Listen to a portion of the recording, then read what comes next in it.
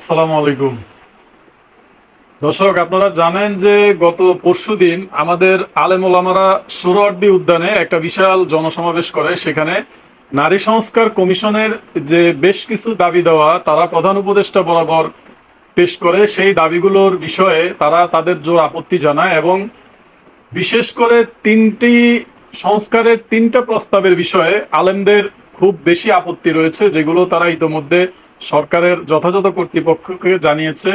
এই আলেম ওলামাদের যে সমাবেশ, এই সমাবেশটা যদিও হেফাজতে ইসলামের ছিল, কিন্তু এখানে এনসিপি, নতুন রাজনৈতিক দল এনসিপি কে অংশগ্রহণ করতে দেখা গেছে। দেশের যে কথিত যশার যে আলেম শায়েখ আহমদুল্লাহ সহ অন্যান্য আলেমদেরকেও এই নারী সংস্কার কমিশনের যে প্রস্তাবনাগুলো সরকারের কাছে পেশ করা হয়েছে, এর তিনটা মূল উপাদান কেন্দ্রিক সংস্কারের প্রস্তাবের বিষয়ে তারা আপত্তি জানিয়েছে। অভিন্ন পারিবারিক আইনের মাধ্যমে সব ধরনের নারীকে সমান অধিকার দেওয়ার যে প্রস্তাবনা দেওয়া হয়েছে, এই বিষয়ে আলেমদের দ্বিমত আছে। উত্তরাধিকার আইনে সমান অধিকার এবং শ্রম আইনে নারীদেরকে, যৌনকর্মীদেরকে শ্রম আইনের মাধ্যমে তাদেরকে যৌন শ্রমিক হিসেবে স্বীকৃতি দেওয়ার যে প্রস্তাবনা, এইটার বিষয়ে আলেমদের আপত্তি। আরেকটা বিষয় হচ্ছে ম্যারিটাল রেপ, যে বিষয়টা নিয়ে সবচেয়ে বেশি বিতর্ক হচ্ছে, এইটা নিয়ে আলেমদের একটা তুমুল আপত্তি আছে। এখন ম্যারিটাল রেপের যে বিষয়টা, এইটা নিয়ে যদি কোনো আইন হয়ে যায় বাংলাদেশে, ম্যারিটাল রেপ যে হচ্ছে না বিষয়টা কিন্তু এমন না, এটা অহরহ হচ্ছে। অসংখ্য নারীরা বৈবাহিক জীবনে স্বামীর দ্বারা নির্যাতিত হয়, কিন্তু সেটা সংখ্যায় খুবই সামান্য। এখন আমাদের যে পূর্বপুরুষরা, আমাদের যে বাপ দাদারা, আমাদের যে মা চাচিরা, আমাদের যে দাদি নানিরা, আমাদের যে খালা খালুরা, আমাদের যে অতীত পূর্বপুরুষ যারা, আমাদের যে মুরব্বীরা, তাদের জীবনে কিন্তু এই ম্যারিটাল রেপের বিষয়গুলা কখনো আসে নাই। এগুলো আসতেছে কখন? এগুলো আসতেছে আধুনিক সমাজে আইসা, আধুনিক যুগে আইসা বলা হচ্ছে যে ম্যারিটাল রেপ হচ্ছে। এখন ম্যারিটাল রেপটা কি? আপনি যদি ম্যারিটাল রেপ, আপনার হাজবেন্ডের যে চাহিদা সেটা যদি আপনি পূর্ণ করতে না পারেন, সেক্ষেত্রে তাকে আপনি ছেড়ে দিতে হবে, সে হয় অন্য নারীর কাছে যাবে। এটাও তো, এই যে ম্যারিটাল রেপ আইন যারা সুপারিশ করতেছে, সেখানে কিন্তু পুরুষের এই যৌন অধিকার সম্পর্কেও বলা উচিত, সেখানেও এই বিষয়টা রাখা উচিত যে একজন পুরুষ যদি একজন নারীর কাছে, সে যেহেতু তাকে, তার বিবাহিত বউকে সে যদি জোরপূর্বক সে যৌন সঙ্গম করে, যৌন সম্পর্ক স্থাপন করে, এটা যদি তার অপরাধ হয়ে যায়, সেক্ষেত্রে তার জন্য বিকল্প ব্যবস্থা অবশ্যই রাখার সুপারিশ করা উচিত ছিল। শুধুমাত্র নারী সংস্কার কমিশন দিয়ে নারীদের পক্ষে বলে মূলত এই দেশের যে পারিবারিক একটা বন্ডিং, আমাদের যে ফ্যামিলি স্ট্রাকচার, এটাকে ভেঙে দেওয়ার একটা চক্রান্ত শুরু হয়েছে। এখন কিন্তু গ্রামগঞ্জের যে সাধারণ নারীরা, যারা কখনো স্বামীকে প্রভুর মতো যারা মানে, তারাও কিন্তু এখন এই বিষয়টা নিয়ে তাদের মাথার মধ্যে এটা ঢুকে গেছে যে জামাই যদি কখনো জোর করে তার সাথে শারীরিক সম্পর্ক স্থাপন করতে আসে, সেক্ষেত্রে সে ম্যারিটাল রেপ হিসেবে এটাকে বিবেচনা করবে। এতে করে কি হবে? এতে করে পারিবারিক যে শান্তি শৃঙ্খলা, পারিবারিক যে বন্ডিংটা, এটা কিন্তু আর থাকবে না। এই যে ভণ্ডামির প্রস্তাবনাটা, এই প্রস্তাবনাটা যারা দিচ্ছে, তাদেরকে তাহলে এটা মেনে নিতে হবে যে প্রত্যেকটা পুরুষের 4টা বিয়ে করা ধর্মীয় অধিকার, যেহেতু এরাও মুসলিম তারাও মুসলিম, মুসলমান হিসাবে একজন পুরুষ 4টা বিয়ে করা তার পক্ষে বৈধ। যদি সে একজন স্ত্রীতে সন্তুষ্ট থাকতে না পারে, তার স্ত্রী যদি তার সাথে শারীরিক সম্পর্ক তৈরিতে প্রস্তুত না থাকে, অথবা তার যদি চাহিদা কম থাকে, সেক্ষেত্রে ইসলাম ধর্ম কিন্তু একজন পুরুষকে 4টা বিয়ে করার সুযোগ দিছে।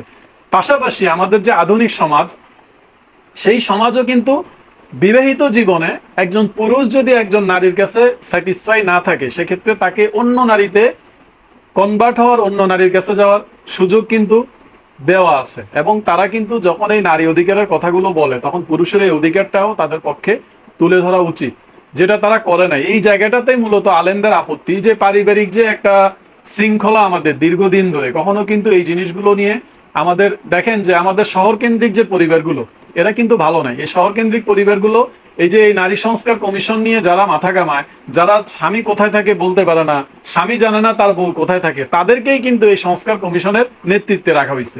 এর আগে আমরা দেখলাম যে নারীর অধিকার নিয়ে যে পুরুষগুলা কথা বলে, দিন শেষে আমরা বিভিন্ন পত্র পত্রিকার মাধ্যমে জানলাম এই পুরুষগুলো বাসায় গিয়ে তার বউদেরকে পিটায়।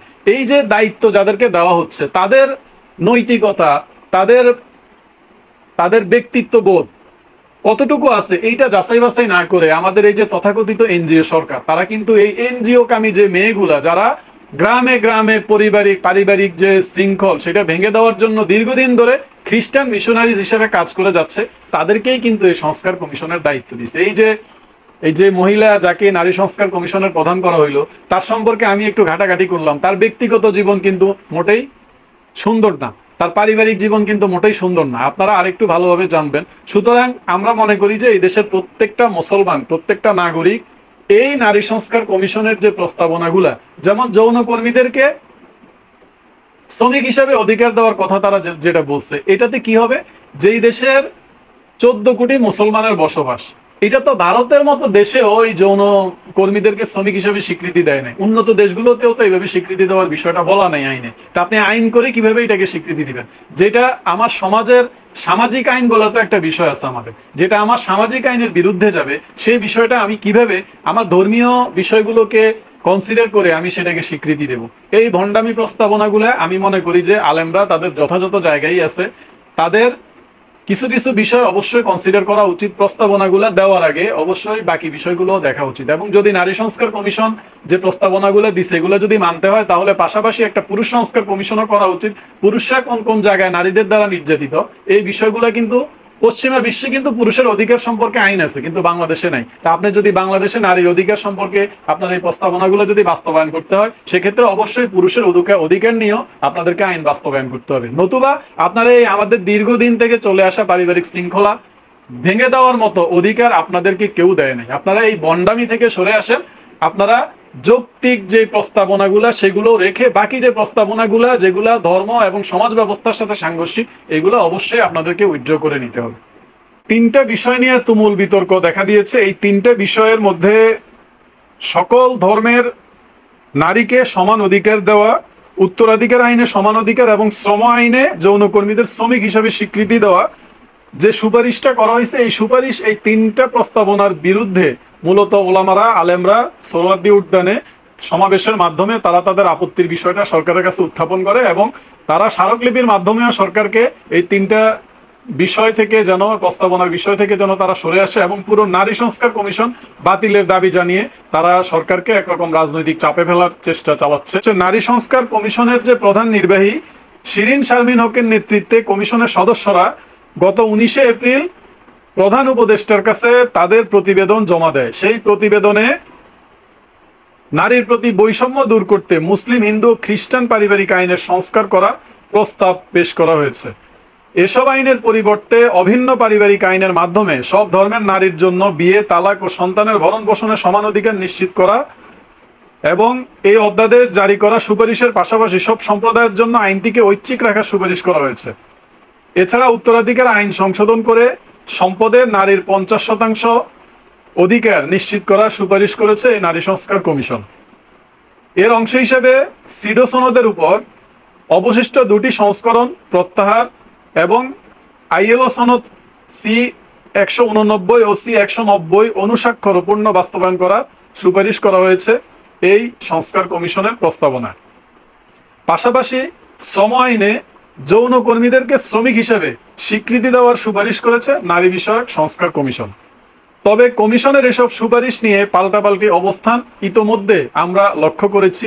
শুধুমাত্র আলেম ওলামারাই যে প্রতিবাদ জানিয়েছে তা না, দেশের সচেতন নাগরিক বৃন্দ, দেশের সচেতন নাগরিক সমাজ তারাও কিন্তু এই নারী সংস্কার কমিশনের প্রস্তাবনাগুলোর বিষয়ে ইতোমধ্যে তাদের আপত্তি পেশ করেছে। আগামী 23 মে বাদ জুমা নারী সংস্কার কমিশন অবিলম্বে বাতিল সহ 4 দফা দাবিতে দেশব্যাপী বিক্ষোভ কর্মসূচি পালন করার ঘোষণা ইতোমধ্যে সোহরাওয়ার্দী উদ্যান থেকে দিয়ে দিয়েছে হেফাজতে ইসলাম। এছাড়া ইসলামী আন্দোলন বাংলাদেশ নারী বিষয়ক সংস্কার কমিশনকে বাতিল করতে এবং তাদের প্রতিবেদন প্রত্যাখ্যান করার দাবি জানিয়েছে।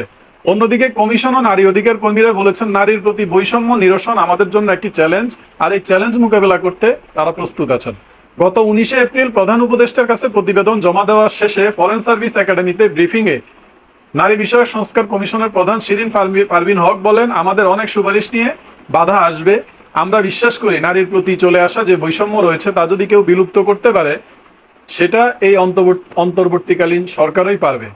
কমিশনের পক্ষ থেকে জাতীয় সংসদের আসন সংখ্যা বাড়িয়ে 600 করার সুপারিশ করা হয়েছে, যেখানে প্রতিটি নির্বাচনী এলাকার একটি সাধারণ আসন এবং নারীদের জন্য একটি সংরক্ষিত আসন থাকবে।